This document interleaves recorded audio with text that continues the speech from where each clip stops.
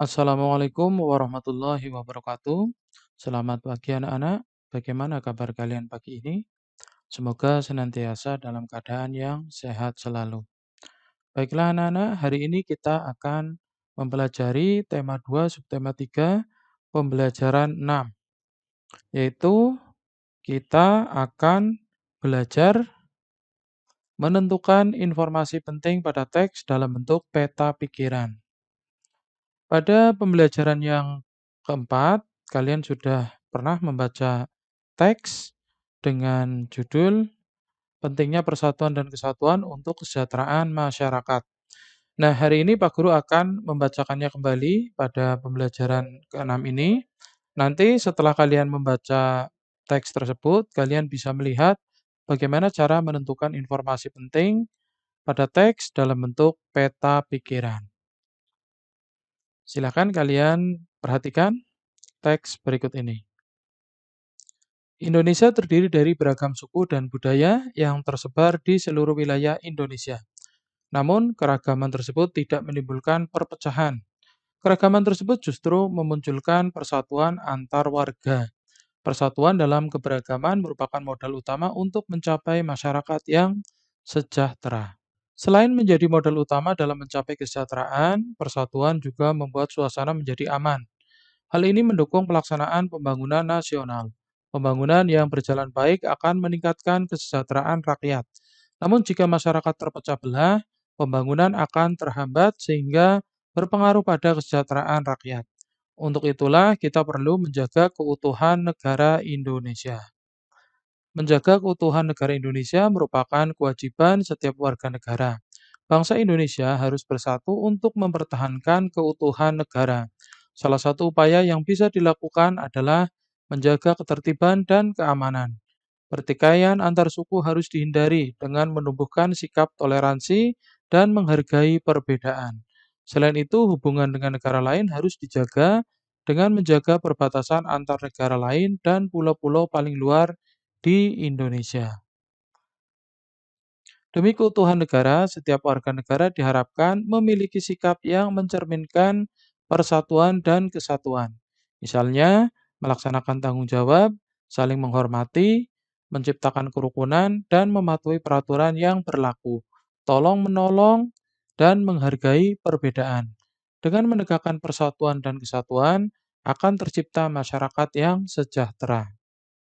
Nah, demikian tadi adalah teks yang ada pada pembelajaran 4. Nah, bagaimana caranya kita menentukan peta pikiran? Nah, kita menggunakan pertanyaan apa, di mana, siapa, mengapa, kapan, dan bagaimana sesuai dengan teks yang tadi dibacakan. Nah, pertama apa? Apa isi dari teks tadi? Yaitu persatuan dan kesatuan bermanfaat untuk kesejahteraan rakyat. Kemudian di mana? Di mana persatuan dan kesatuan tadi? Ya. Jadi persatuan dan kesatuan perlu dikembangkan di rumah, di sekolah, di masyarakat, dan dalam kehidupan bernegara. Ya. Jadi persatuan dan kesatuan harus dimulai dari rumah ya, dari rumah, sekolah, masyarakat, dalam kehidupan bernegara. Terus selanjutnya siapa yang menjaga persatuan dan kesatuan, yang menjaga keutuhan negara Indonesia adalah tugas setiap warga negara.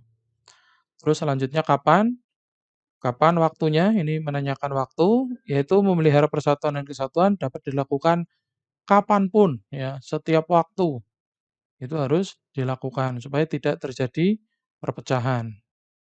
Terus mengapa? Mengapa kita harus menjaga persatuan? Yaitu kita harus menjaga persatuan agar negara tidak terpecah belah. Karena jika itu terjadi, pembangunan akan terhambat, pembangunan yang terhambat akan menghambat kesejahteraan rakyat. Terus selanjutnya bagaimana penerapan nilai persatuan dan kesatuan dalam kehidupan sehari-hari bermanfaat untuk kesejahteraan rakyat. Nah, berikut ini adalah nilai-nilai persatuan dan kesatuan yang bisa kita terapkan. Yang pertama adalah mencintai dan menggunakan produk dalam negeri. Yang kedua, belajar dengan giat untuk membangun bangsa. Yang ketiga, meningkatkan kerjasama. Yang keempat, menjaga kerukunan di masyarakat. Nah, itu tadi adalah peta pikiran ya berdasarkan teks dengan judul pentingnya persatuan dan kesatuan untuk kesejahteraan rakyat. Nah, setelah kalian membuat, kemudian mintalah temanmu untuk memberikan komentar terhadap peta pikiran yang sudah kalian buat. Nah, berikut ini Pak Guru memberikan contoh bagaimana cara berkomentar terhadap peta pikiran yang teman kamu buat. Nah, mengomentari peta pikiran. Contoh mengomentari peta pikiran.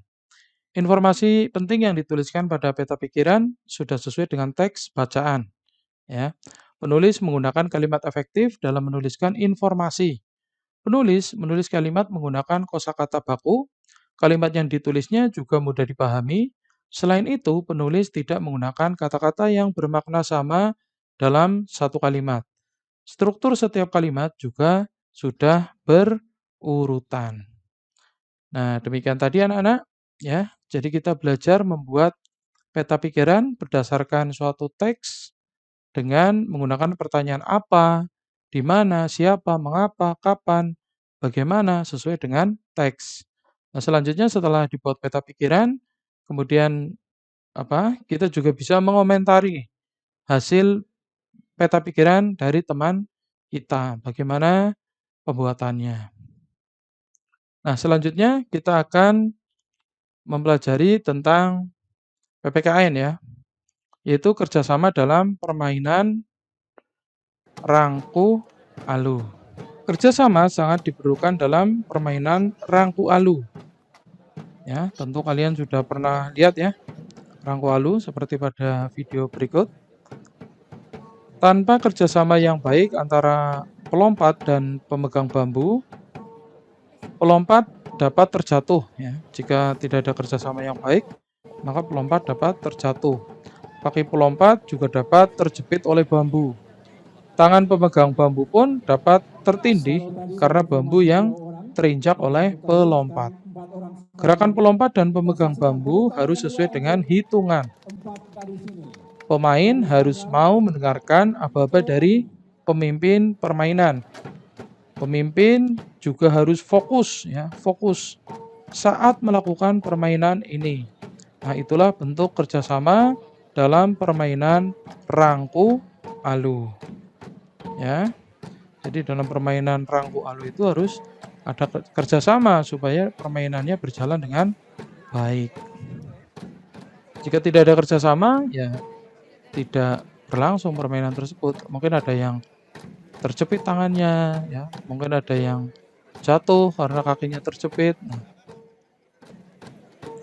terus selanjutnya, pentingnya persatuan dan kesatuan untuk kesejahteraan umum. Menjaga persatuan dan kesatuan dapat dilakukan dengan hal-hal berikut. Ya. Jadi persatuan dan kesatuan penting bagi kesejahteraan umum. Tanpa persatuan dan kesatuan, kerusuhan dapat terjadi di berbagai daerah. Kerjasama antar daerah pun dapat terhambat. Pembangunan tidak dapat berjalan dengan maksimal. Perekonomian yang terganggu akan menyebabkan kesejahteraan umum berkurang. Setiap warga negara Indonesia bertanggung jawab untuk menjaga persatuan dan kesatuan masyarakat. Menjaga persatuan dan kesatuan dapat dilakukan dengan hal berikut ini. Nah, yang pertama adalah saling menghargai meskipun berbeda suku, agama, atau kepercayaan atau pekerjaan ya, itu harus saling menghargai. Kalau sekarang itu ya jangan mudah terprovokasi ya oleh berita-berita yang tidak benar atau berita-berita hoax ya. Kemudian yang kedua adalah meningkatkan toleransi di lingkungan rumah, sekolah, dan masyarakat. Jadi toleransi ya, saling menghargai, toleransi. Berikutnya adalah menolong orang yang membutuhkan tanpa membedakan suku, agama, atau pekerjaan. Saling tolong menolong. Berikutnya, menggunakan bahasa Indonesia yang baik dan benar saat berkomunikasi. Tujuannya adalah supaya tidak terjadi salah paham. Karena jika terjadi salah paham, Itu bisa memecah persatuan dan kesatuan. Terus berikutnya adalah ikut memelihara, melestarikan, dan mengembangkan tradisi dan budaya. Nah, demikian tadi anak-anak. Hari ini kita sudah belajar tentang pentingnya persatuan dan kesatuan. Nah, selanjutnya setelah kalian menyaksikan video ini, silakan kalian bisa membuka link tugas yang Pak Guru berikan untuk pembelajaran pagi ini. Kiranya cukup. Pak Guru akhiri. Wassalamualaikum warahmatullahi wabarakatuh.